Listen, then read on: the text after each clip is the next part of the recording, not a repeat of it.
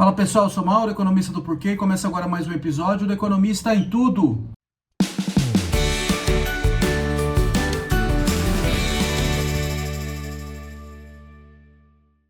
Para você que está chegando por aqui, eu convido a se inscrever no nosso canal e ligar o sino para receber as notificações. Toda semana de 3 a 4, vídeos novos. Também dá uma olhada no nosso site www.porquê.com.br, tem bastante conteúdo escrito lá. Hoje eu vou voltar a falar das contas públicas. Semana passada a gente falou das boas notícias das contas públicas, só que o caldo voltou a entornar todo nessa semana. E acho que é uma coisa esperada, a gente vai viver de boas e más notícias nesse front, porque o arcabouço fiscal, que foi as regras colocadas pelo governo para tentar dar um norte para as contas públicas no longo prazo e para a dívida pública brasileira no longo prazo, ele é frágil. É importante ter regras fiscais, ele dá uma boa sinalização, mas as regras em si, elas são frágeis. Então a gente vai viver de boas e más notícias, de ameaças constantes de não cumprimento, e acho que ninguém está botando muita fé que vai cumprir. Acho que é bom ter uma sinalização, como o governo vem dando, importância que ele coloca nas regras fiscais. Só que, assim, olhando para o horizonte, o que foi colocado é bastante frágil. Primeiro, o que são as regras fiscais, tá? Então, o governo, ele gasta mais do que arrecada. Não é só no Brasil, em vários países isso acontece. Para cobrir esse rombo, ele precisa recorrer a endividamento, ele precisa tomar dívida.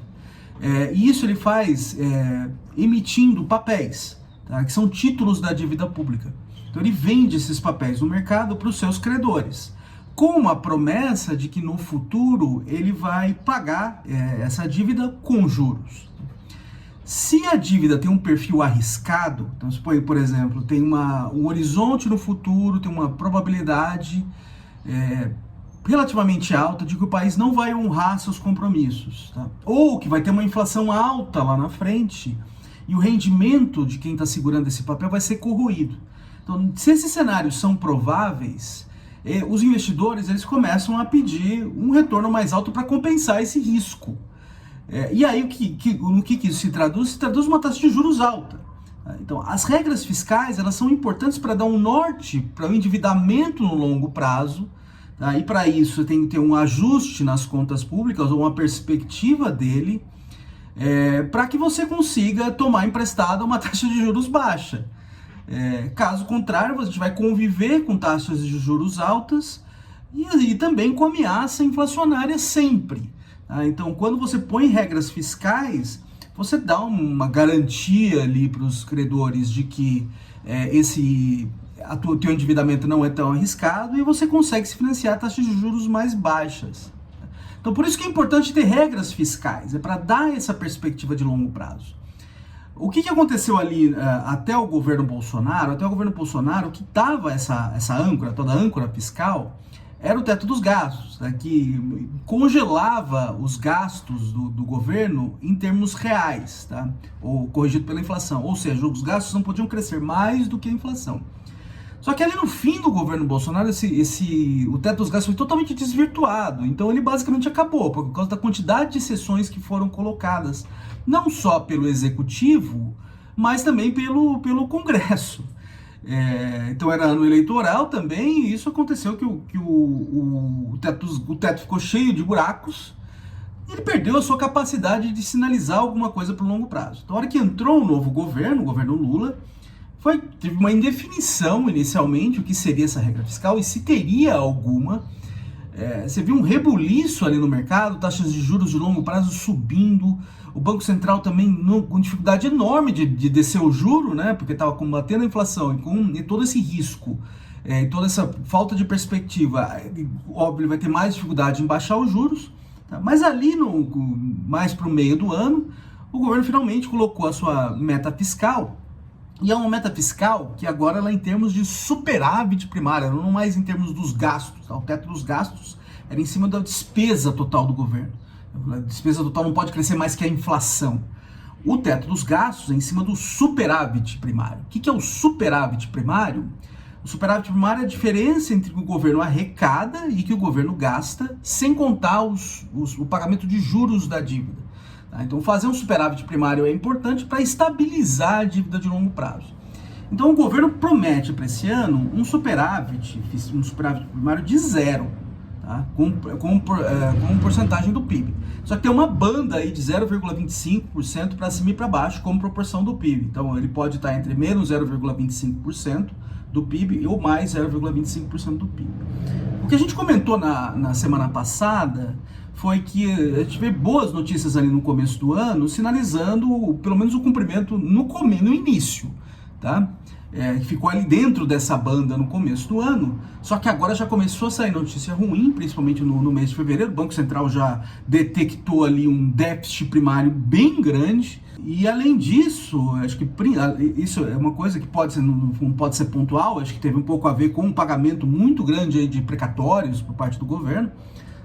Mas acho que a parte mais importante que a gente tem que olhar é que, nesse momento, o governo está preparando o orçamento fiscal para o ano que vem. Tá? E aí quem prepara esse orçamento ele é preparado dentro do Ministério do Planejamento. E a ministra do Planejamento já está sinalizando que, do jeito que está, não dá para cumprir a meta de superávit no ano que vem.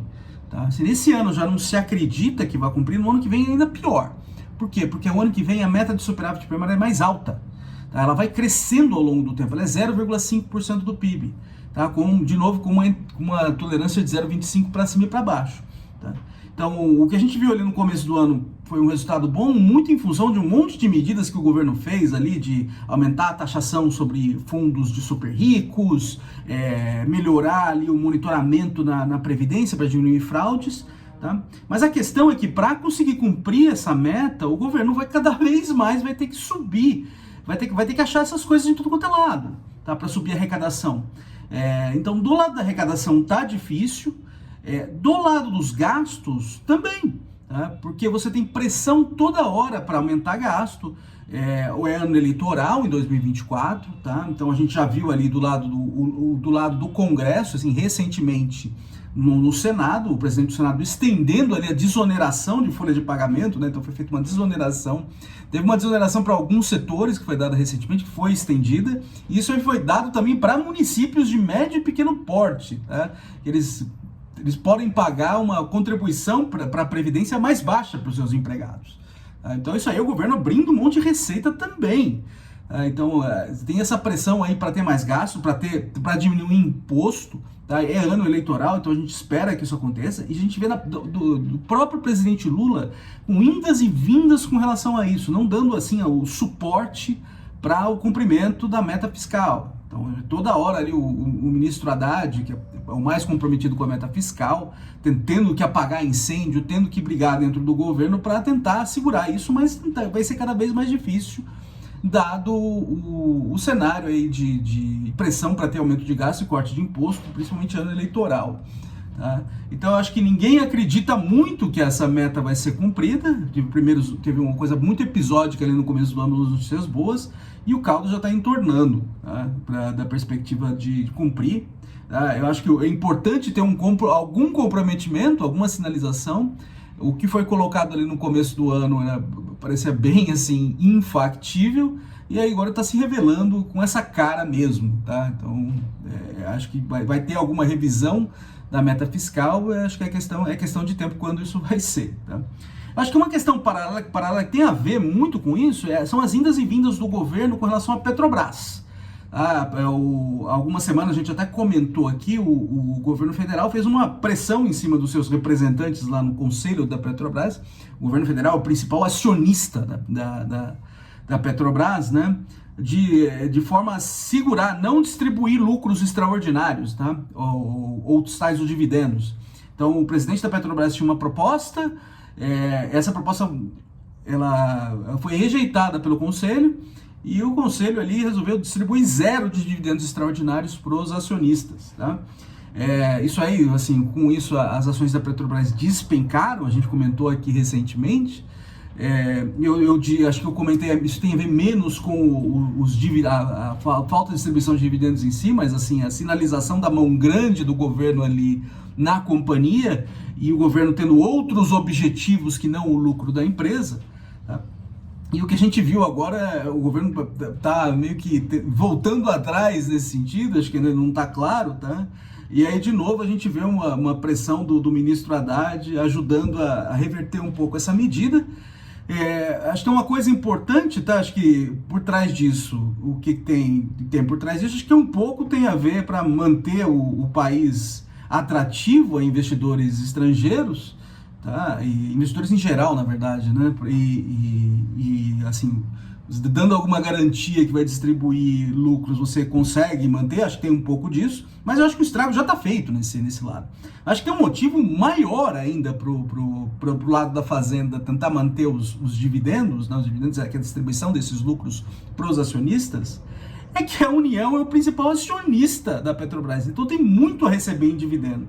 Então, quando a Petrobras abre mão, quando o governo abre mão de dividendos, quando a Petrobras abre mão de distribuir esses dividendos, a União também abre mão desses recursos, e foi ela que pressionou para que não tivesse dividendo. Isso aí aumenta ainda mais o rombo nas contas públicas e coloca mais pressão sobre a meta fiscal. Tá? Então agora a gente está vendo o governo voltando atrás com relação a isso, e eu acho que tem muito a ver com isso aí, é o fato de ter essa receita aí que vem dos dividendos da Petrobras, o governo forçando para que não tenha essa divisão, ele também abre mão de receita e compromete ainda mais o lado fiscal. Tá? Vamos ver o que acontece ao longo da semana. A gente comenta mais aqui na próxima semana se acontecer alguma coisa de novo. Tá? É isso aí, pessoal. Muito obrigado por ter assistido o vídeo. A gente volta a conversar mais na semana que vem. Dê uma olhada no nosso site, tem bastante conteúdo escrito lá. O endereço é www.porquê.com.br. Também tem nas redes sociais, tem no YouTube, no Facebook, no Instagram e no Twitter. É isso aí, até semana que vem. Um abraço!